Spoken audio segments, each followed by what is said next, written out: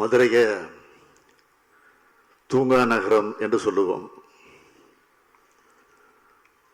ஆனால் அந்த தூங்கா நகரம் இன்றைக்கு சிவப்பு மாநகரமாக மாறியிருக்கும்.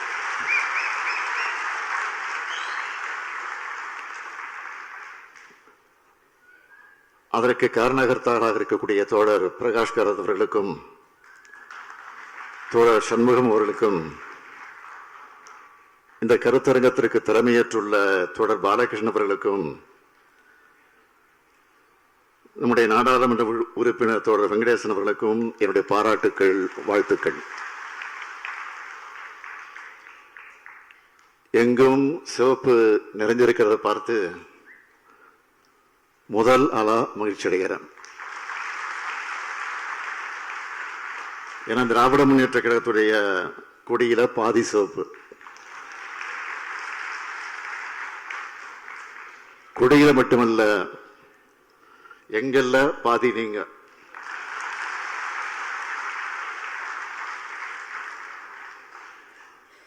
திராவிட இயக்கத்துக்கும் பொதுவுடைமை இயக்கத்துக்கும் இருப்பது கருத்தியல் நட்பு.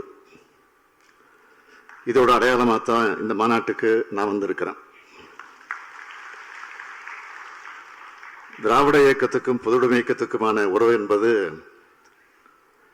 கம்யூனிஸ்ட் கட்சியினுடைய அறிக்கையை தந்தை பெரியார் தமிழ் மொழியில மொழிபெயர்த்து வெளியிட்டதிலிருந்தே தொடங்குச்சு. தன்னை ஒரு கம்யூனிஸ்டாகவே அடையாளப்படுத்தி கொண்டவர் தலைவர் கலைஞர் அவர்கள்.